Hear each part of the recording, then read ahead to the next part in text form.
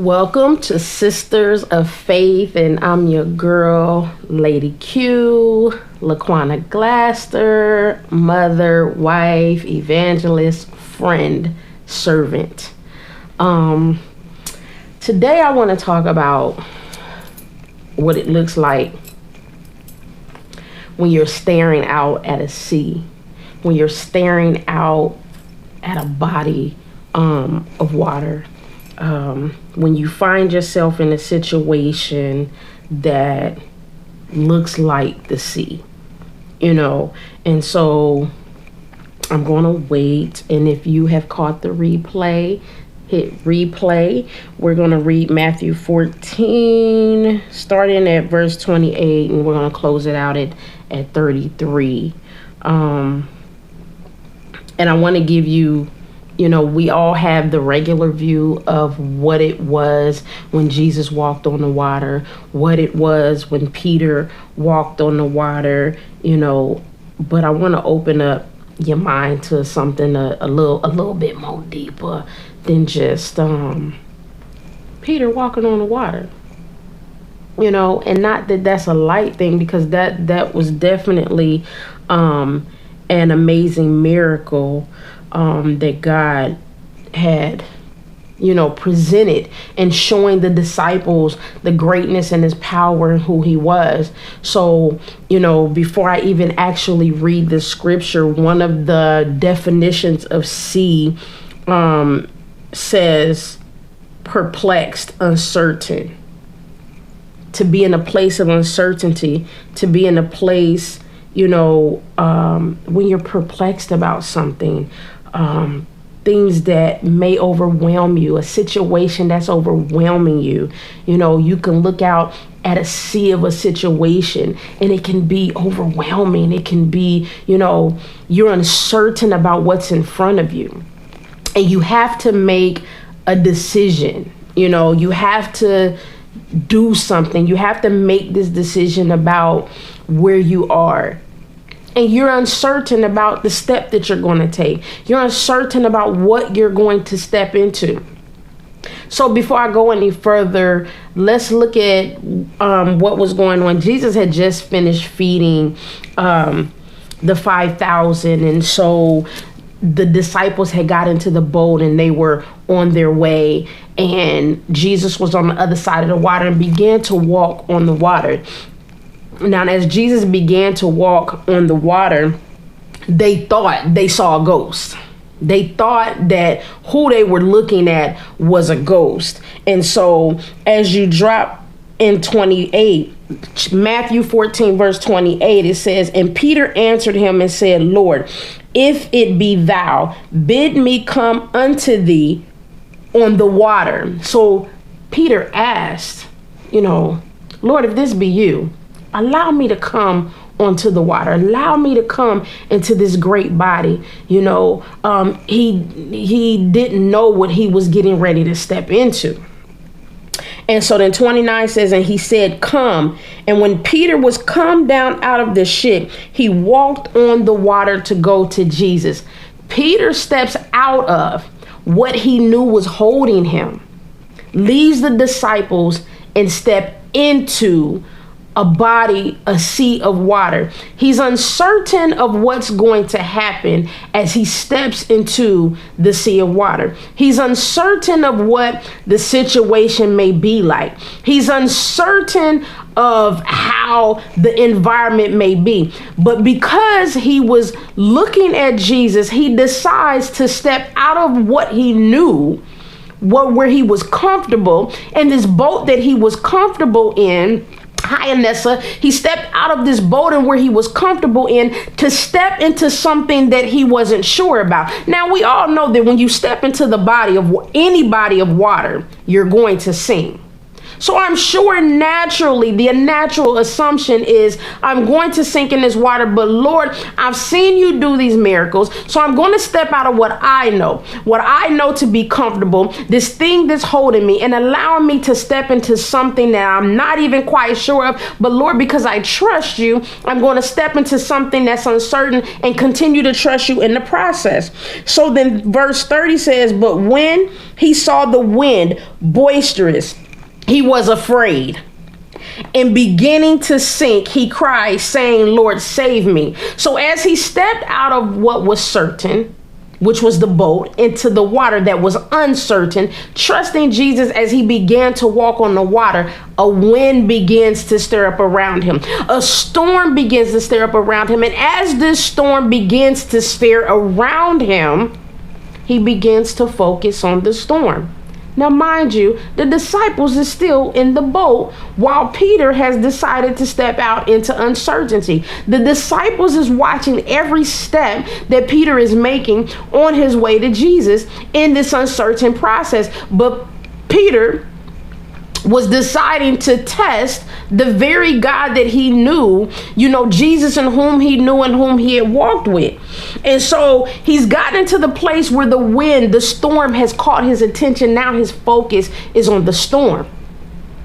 And so he begins to sink. And in the moment that he begins to sink, he cries out and he's asking Jesus to save him. And when he asked Jesus to save him, 31 reads, and immediately Jesus stretched forth his hand and caught him and said unto him, O thou of little faith, wherefore didst thou doubt?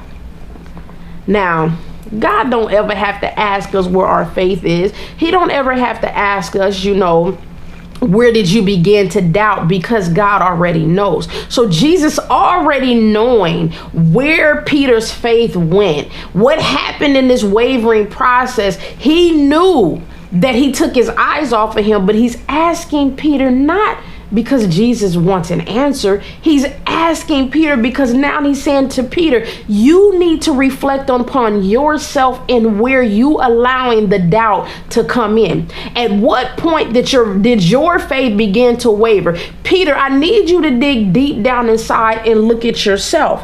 And so 32 reads, and when they were come into the ship, the wind ceased, the storm ceased. And 33, then they that were in the ship came and worshiped him, meaning they worshiped Christ for the miracle and for everything that he was doing, saying, of a truth, thou art the Son of God. So understand that in our life, we go through life experiences that seem like the sea. We go through situations that we are uncertain of. And then not only that, there's often times in our walk with God, being a servant of God, he stands in front of us, letting us know that he's there and he's present. And see, a lot of us begin to walk in ministry, begin to walk in the call that God has placed on us, and we do it in an uncertain place. We do it in an uncomfortable place. You see, a lot of us are like Peter and the rest of the disciples that are sitting inside the boat. This is the comfortable place. My situation is comfortable. My situation has me in a place that I don't have to worry about anything. And then God presents himself in another position that says, look, this is who I am and this is where I am. And so just like Peter and the disciples that's looking, a lot of times a situation will be presented to us and we get scared. We get into this place where we become perplexed. And Peter is saying, well, okay, well, Lord, if this is you, if you're calling me to do this thing, if you're calling me into ministry, if you're calling me to be this for this person and these people, if you're calling me into this project, if you're calling me to do this this thing over here to help this person, Lord, show me that it is you calling me into this. And the beautiful thing about who God is, when he calls you into a situation, he's going to look for you to trust him. You have to keep your eyes on him in that whole entire situation. You see, what Peter did, he focused on Jesus, stepped out of where he was comfortable into a place that he was uncertain of, And so with that being said, Peter walked on the water.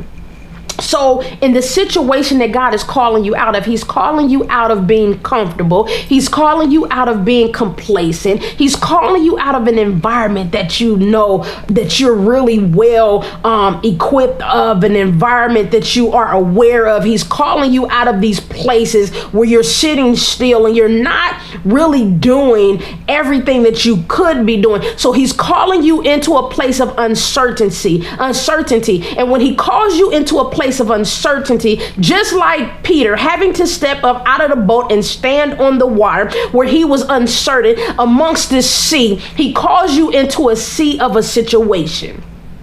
And when you step out of your boat, out of your comfortability, out of this place where you've been complacent and step into what God is calling you to, it's going to be uncomfortable. You're going to be uncertain about every step that you got to take, but the focus is to keep your eye on Jesus. If you keep your eye on Jesus through the process, you don't have to worry about who's looking, because remember, the disciples were sitting in the boat watching everything that was going on. So when you step into a situation that God has called you to, just like the disciples watching Peter, you're going to have people watching you, every move that you make, every step that you make, every person that you come in contact with, and they're looking for you at times to slip and fall. They're looking to see what God is going to do in your life and see what will happen as you begin to step in uncertainty and you're looking at God. Understand that a storm is going to come. And when the storm begins to brew around you, you have to stay focused on Jesus. You can't allow yourself to be caught off guard because of a storm. Because just like anything, we should know in the natural, there's always going to be a storm to come. So just in the spirit, we know that there's always going to be a storm to come. Why is it that we get so caught off guard when a storm comes as though we're not supposed to go through a storm? Why is it that when we step into a place of uncertainty and our eye is focused on Jesus and the storm comes, we begin to focus on the problems, we begin to focus on the issues, we begin to focus on what people are saying, we begin to focus on what people are doing, and in that moment we then start to focus on everything going on around us, the chaos that is going on around us, missing the fact that if we are keeping our eyes focused on Jesus, we don't have to worry about the chaos. When we are focused on Jesus, Jesus takes care of every situation. He takes care of every environment. It's as if you are in the eye of the storm. You see, when you are in the eye of Jesus, you become in the eye of the storm. And if you know anything about a storm, when you are standing in the eye of the storm, that is the most peaceful, that is the most calm part of the environment that you are in when you're standing in the eye of the storm. So if you stand in the eye of the storm, you stay in the eye of Jesus, then you don't have to worry about the storm that's going on around you. But sometimes we get like Peter and we focus on the storm that's going on around us, and we begin to sink because we've gotten overwhelmed. We've focused on those things that are being said. We focus on the onlookers that is looking at us instead of focusing on the one who has called us, instead of focusing on the one that's bringing us through the process, instead of focusing on the one that's elevating us. Because understand, as Peter walked on the water, he was elevated above the water. He was in a place of elevation. And so if we stay focused on God and what he's doing, we don't have to worry about sinking. But understand, because we do serve an amazing God, just like Peter served Jesus and he began to sing and he called out, "Lord, save me." When you realize that in your storm that you've allowed yourself to get caught up on the chaos, you allowed yourself to get caught up on who was talking and started to believe some of the stuff that was being said that was negative against you. When we allow ourselves to get caught up on these things, we serve such an amazing God that we can call out and say, "God, save me." Lord, come and save me in the midst of my troubles. Come and save me in the midst of my storm. Come and save me because I allow my eyes to get focused on something other than you. Come and save me because I allowed myself to stray from you. Come and save me because I didn't do what you had called me to do. I allowed those things going on around me to become more important or to blind me in the process.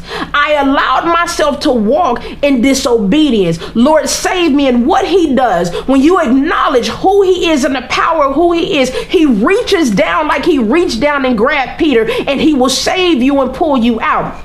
And not only did he pull Peter out, he took him back into the boat. So there's a point that in our walk that we're going to go through some things that we need to stay focused on Jesus and not allow who is watching us to throw us off, not allow who has comments to throw us off, but know that we have a God and we serve and a risen Savior who will reach down and save us in the midst of allowing our faith to waver. Because what happened when Jesus started to pay attention to the storm, he allowed his faith to waver. His faith was more on the storm and not on the Jesus of the storm, because Jesus is the one that controls the atmosphere. Jesus is the one that handles the storm. So when you understand that you serve an amazing God who takes care of your environment, who takes care of your atmosphere, you don't have to pay attention to what that is, because God is going to take care of that storm. Allow yourself to remain in the eye. And again, we all get to that place in this walk when he's called us to something that we are uncertain, that when we call upon him, he will reach down and he will bring us out when we feel like we're drowning and going through because we allowed our faith to waver. And as they stepped back into the boat, the disciples began to worship him, knowing that he was the Son of God and he was truth. So understand that when you do what God calls you to do, and people are watching you and people are looking at you and they're trying to see whether or not you're going to be successful, even those that are speaking against what God has called you to, he will show himself faithful. You don't have to prove God. You don't have to speak for who God is, because we serve such an amazing God that even in your own mess, your issues that you're going through, when he saves you, he will show himself truthful and faithful in the situation. So those that were watching you will still see Jesus. You don't have to explain how your faith wavered. You don't have to explain how you allowed the storm to distract you. You don't have to explain why you may have backslid. You don't have to explain why you strayed over here and made this decision, because you serve a God that's going to save you through the process, but represent himself. He doesn't need you to speak for him and who he is. All he needs is for your obedience.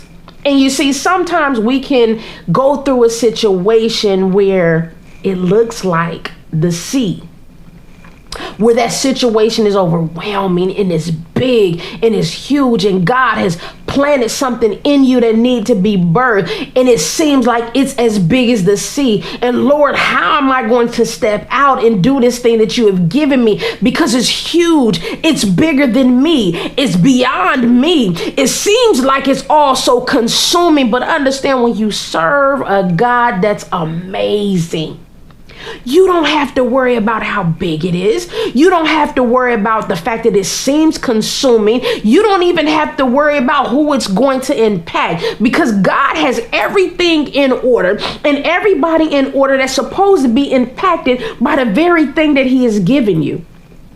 So let me encourage somebody today.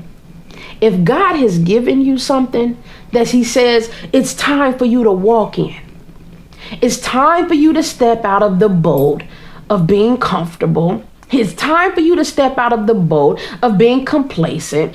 It's time for you to step outside of your own thoughts and everything that you can control. Now it's time for you to step into that thing that's uncertain, that thing that's uncomfortable, that thing you may not have all the details to, because sometimes God gives us a vision and he doesn't give us the big picture. He gives us a glimpse of the picture. And so what you have to do is step out of the boat of complacency and comfortability and step into what's uncertain, but trusting God through the process.